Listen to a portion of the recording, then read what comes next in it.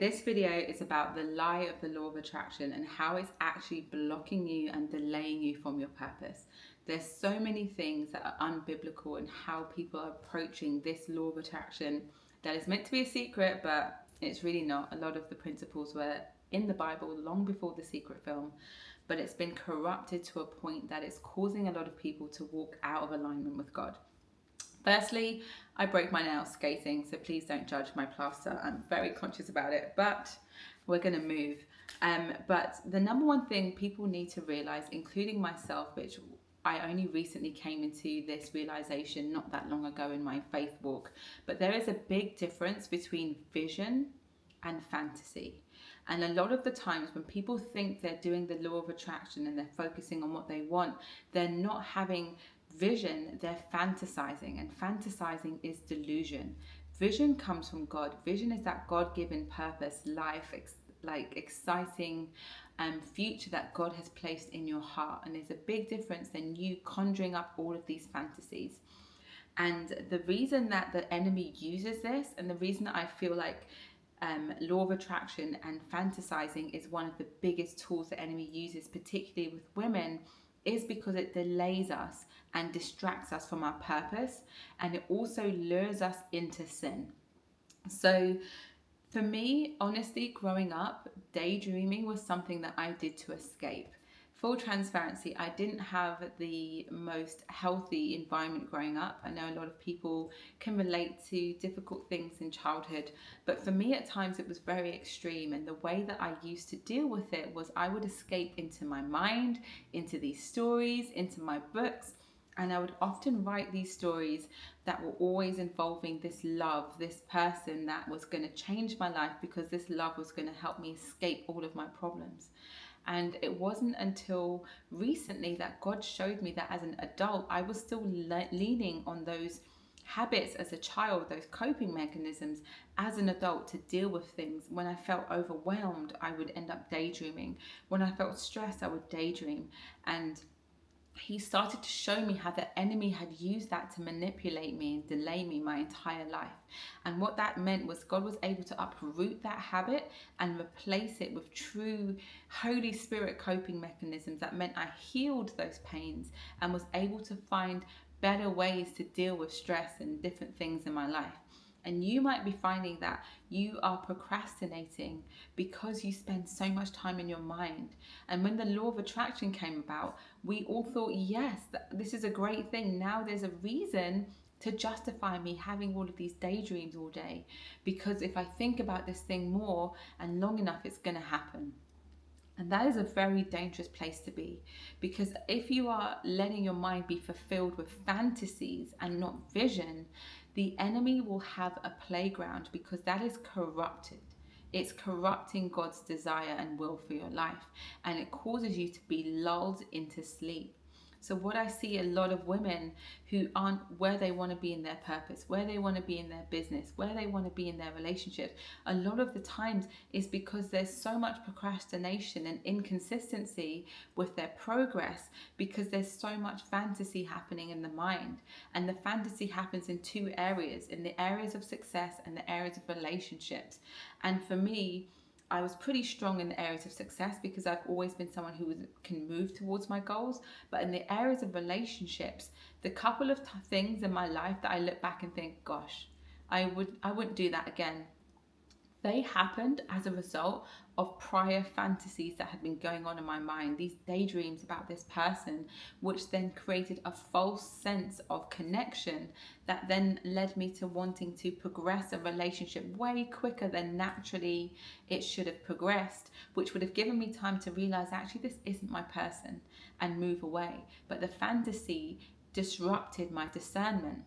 And in the same way, for those of you who you think about and you're daydreaming about all of these successes that you want, what you're doing is giving yourself false endorphins that you've already achieved it.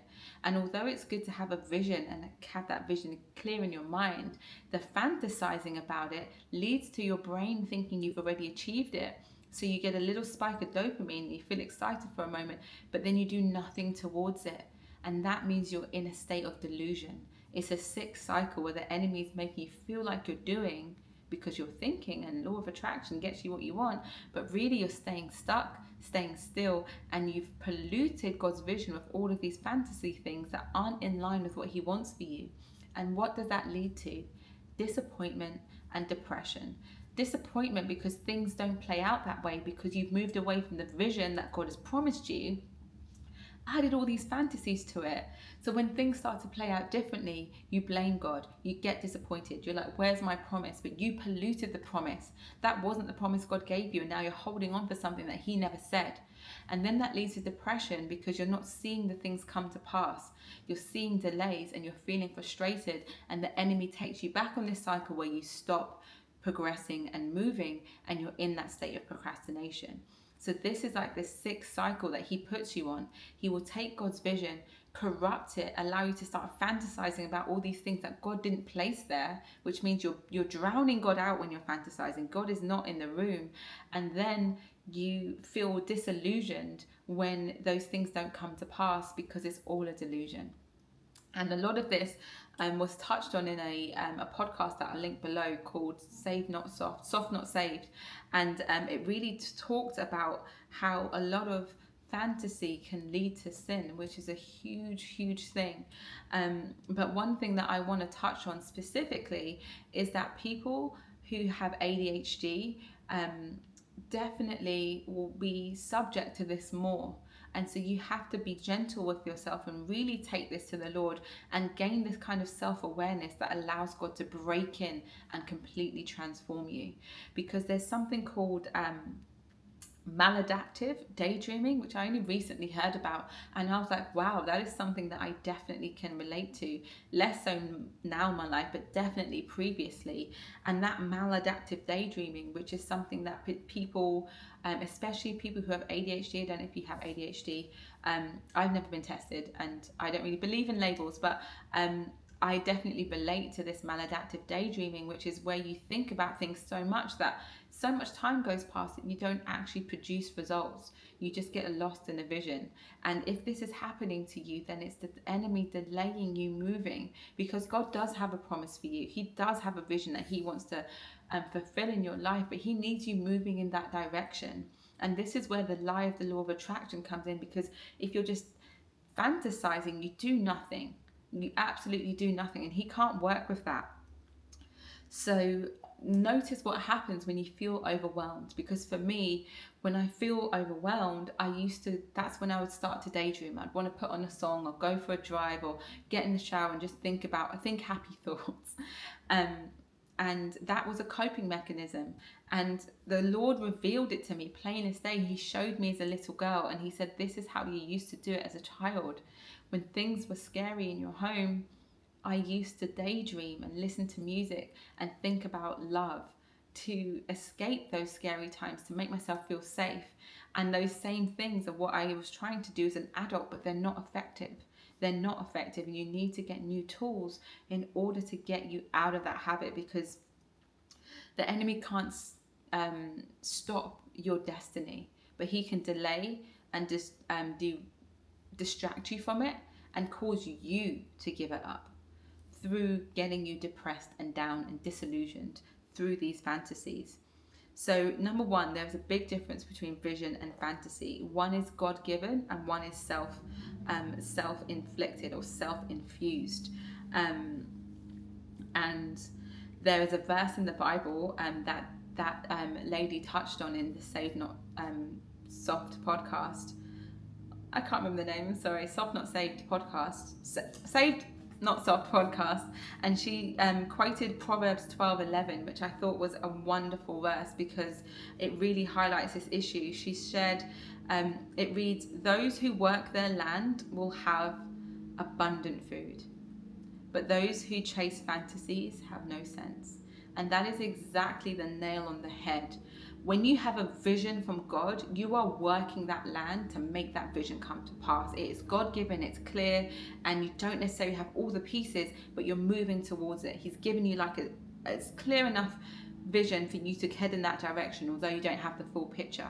When you're in fantasy, you have the full picture because you've added all these bells and whistles, and then this happens, and then he does this, and then I get this, and it's all of the details, but you do nothing. And then you're chasing this fantasy in your mind without any action, and that leads to nothing. It leads to poverty. It makes no sense. And so looking at that verse, Proverbs 12:11, those who work their land will have abundant food. Are you working your land? If you're not working your land, that law of attraction thinking that you're doing is actually fantasy. When you have vision, you're moving towards it. And it's delusion if you think you're going to achieve something without acting. And that doesn't mean you get stuck in your masculine where you're overdoing and over independent and do and you're trying to be God. No, but there's a balance of where you're in your feminine essence, like in your faith, knowing that God's going to move and open the doors you can't open yourself, but you are also moving. And it's from a place of peace. It's from a place of knowing, but you're still moving. And the opposite is where the enemy lulls you into a sleep and a false pretense. And I'm sorry to say, you're going to get nowhere with that. Daydreaming all day is going to get you nowhere. You're going to wake up this time next year in exactly the same place. And all you'll have to show for it is maybe a couple happy times of thinking. And the sad part is that after those happy times and those false endorphins that you've achieved something, you get a dip. It's like a hangover. It's like a depression that comes on. And that is where the enemy can have a door to come speak lies to you. It's where you feel like an imposter. Why do you feel like an imposter? Because you're celebrating all these things that you haven't worked towards and so aren't coming. And so there's a cognitive dissonance there. And it's different if you're moving towards these things and then you can stand on faith. But when you're doing nothing, you know you're not getting there. And so the contrast of telling yourself these fantasies and doing nothing makes you feel like an imposter, and that further perpetuates you doing nothing, which is why it's the perfect trick of the enemy, and you need to uproot the habit today. And that depression that can come in can lead to a lot of grief and mourning. Like, I've had to grieve things that I only grieved because I told myself a story about it in my head. And once I stopped fantasizing, I would be able to see things for what they are. And like I said, with my business and things like that, I tend to move and act and have more discernment. So I wasn't really procrastinating in that way. However, when it came to relationships, that is something I would think about, which would have a knock-on effect of being busy thinking about this, which would take away from my time towards my business and my goals and different things. And as I mentioned, it skews the ability to make good decisions. And then you have to grieve things that never were, but they were only in your mind. So this is the best way to guard your heart. Stopping the fantasies guards your heart. Holding on to what God has said and not adding all of these things and not wasting all of this time creating these worlds in your mind is going to protect your heart from heartbreak, and it's going to protect your heart from disappointment when things that God hasn't spoken don't come to pass. The other part that I wanted to mention is truly, when you think of it at its core, fantasy is idolatry. It is idolatry, which is a sin. So this is more than just, good principles. It's truly going against your faith. And I honestly didn't know that.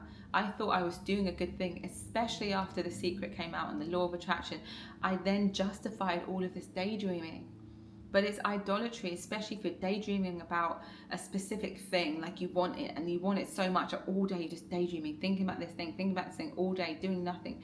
You're making that God. Or you're thinking about this person and then he says this and then we do this and then this happens. That is idolatry. You're making this man or woman a God in your mind, and that is completely unbiblical. So when the next time you're tempted to just sit there and start thinking, or putting on a song that gets you in your feels so you can think, or going on a drive with the intention of escaping into your mind, remember that it's idolatry. And these are the things that are causing blocks. These are actually why you're not seeing the results for the vision that God has given you. The elements that are true, because your desires aren't wrong, they're there for a reason. That the core desire is usually aligned with God at its core, beneath all of the corruption. And those are the things that God wants for you. And your fantasizing is blocking you getting those things because of the idolatry, the sin, the actions that you then go on to do as a result of all of that fantasizing, which leads to sinful actions, or it leads to sinful inaction, laziness, sloth, all of that breeds from this. So your core desire isn't wrong, and God still wants to bring it into your life, but you have to do it through better thinking, through right thinking. And Philippians 4:8 says, "And now, dear brothers and sisters, one final thing: fix your thoughts on what is true and honourable and right and pure and lovely and admirable. Think about these things that are excellent and worthy of praise." Do you think that your thoughts are worthy of praise? That's how you check. Is this thought worthy of praise? Is it worthy of praise? And if it's not, that's the gauge. That's how you know, no, I need to stop this. And instead, focus on the vision God's given you and how God will be glorified in this. And then you can think good thoughts, things that are biblical, things that do see the hope and the future that God speaks about for you in His Word, but it's not corrupted by this fantasy. And it's interesting, the next line in verse 9 goes on to say, "Keep putting into practice all that you have learned and received from me."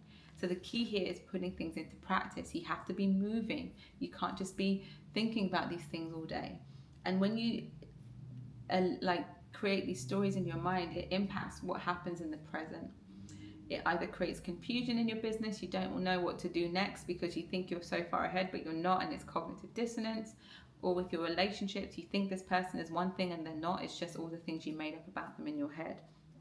But instead, avoid the trap of the enemy. He's trying to delay you and distract you through this delusion, and instead fix your eyes on things above. Ask God to drop a vision in your heart, and that is what you hold on to. Hold on to that picture, hold on to the words in the Bible, and that is where you get vision focused, and then you move through inspired action, and then those things will come for you. Come towards you. And the true biblical, the law of attraction isn't a secret.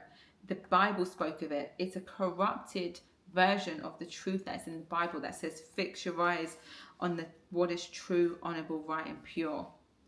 So I hope these things help you, because your procrastination is being fed and fueled by this daydreaming, by this fantasizing that you're labeling as law of attraction and positive thinking. You need to be moving. You need to be in alignment with God's vision, and you need to be stopping that escapism that's making you cope with things that are going on in you, and instead take those things and give it to God. Figure out what you're trying to avoid feeling and give it to Him. Are you feeling lonely? Are you feeling overwhelmed? Are you feeling sad? What is the downward, deeper emotion that you're feeling that you're trying to cover with this daydreaming? And take it to God and let Him work with it. And like I said, I'm very aware that those who have ADHD, this might be a coping mechanism that you struggle with more than others, but God is still God. You can still take it to Him. And I truly believe that just by having that self-awareness and knowing that that's what you do and why you do it, and that is a coping mechanism, will help you. So the next time that you're in that position where you're tempted to lose hours or just think about things that aren't real, you can remember that this is idolatry. How else can I allow God in to heal what I need right now? How else can I pick myself up, make myself feel better about my situation, and get inspired to move towards the direction that God has for me? So I hope this video has helped you.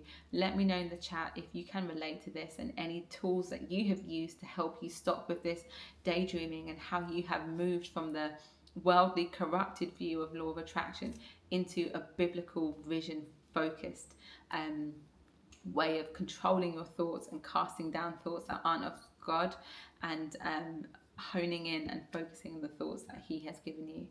I hope this helps. God bless you, and I'll see you on the next one. Bye.